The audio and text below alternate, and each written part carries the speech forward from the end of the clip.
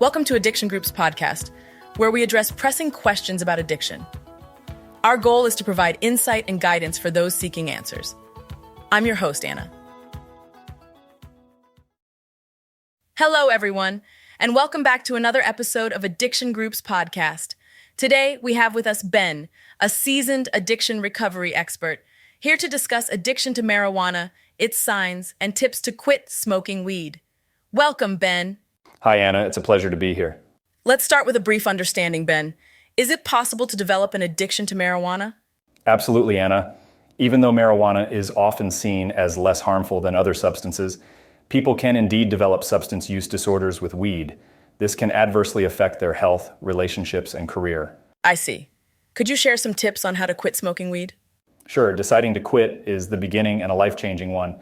Firstly, change your environment. Identify triggers that entice you to use weed and stay away from them. It could be places, things, people, or even a stash you might have. Next, set achievable goals which would motivate you in your journey to sobriety. And how should one approach quitting? Some quit cold turkey, suddenly stopping weed altogether, which can lead to severe, potentially life-threatening withdrawal symptoms. Others taper their usage under medical supervision. Also, be prepared for withdrawal symptoms such as cravings, mood swings, headaches, and sleep issues, among others. Any other tips? Keep yourself busy with enjoyable activities, exercise daily, organize sober activities, and build a robust support system. Friends and family can be your biggest cheerleaders. Plus, it's important to create a new routine that doesn't allow time or opportunity to smoke weed. If you are unable to quit on your own, consider seeking professional help, such as rehab centers or counselors specializing in addiction medicine. Great suggestions. Can you share what symptoms people might experience when they quit smoking weed suddenly? Cold turkey? Marijuana withdrawal symptoms can be quite overwhelming, leading to possible relapse. Some common ones include loss of appetite, mood changes, insomnia, headaches, and intense weed cravings. But remember, these aren't usually life-threatening. What happens to one's brain after they quit smoking marijuana? The brain begins to improve after a few days, with memory functions usually becoming better. In about a month or so, brain receptors return to normal function, leading to improved motivation, better mental acuity, and enhanced motor control. One can also see improvements in work, school performances, relationships, financial situations, and overall health. Whoa, those sound like significant benefits. Speaking of, what are some other benefits of quitting weed? Increased energy, enhanced motivation, improved focus, better physical health. Not forgetting a more balanced mood and better breathing as your lungs become healthier.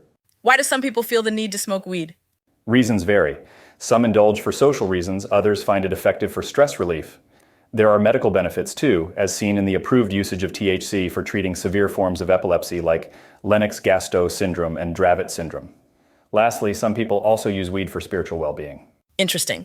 And what's a marijuana use disorder? Any signs we should be aware of?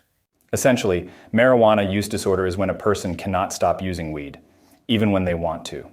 Signs of this disorder are given by patterns of behavior with the drug, like using more than intended, feeling unable to cut down use, neglecting activities in favor of use, or developing withdrawal symptoms after stopping. What kind of professional treatment options are available for those with a marijuana use disorder? Various options like cognitive behavioral therapy, contingency management, and motivational enhancement therapy are available. Rehab centers can help, especially for those with co-occurring mental disorders. There are also support groups like Marijuana Anonymous and Narcotics Anonymous. That's a lot of valuable information, Ben. Thank you for sharing these tips and enlightening us on the serious impact of marijuana use disorder. Glad to be of help, Anna.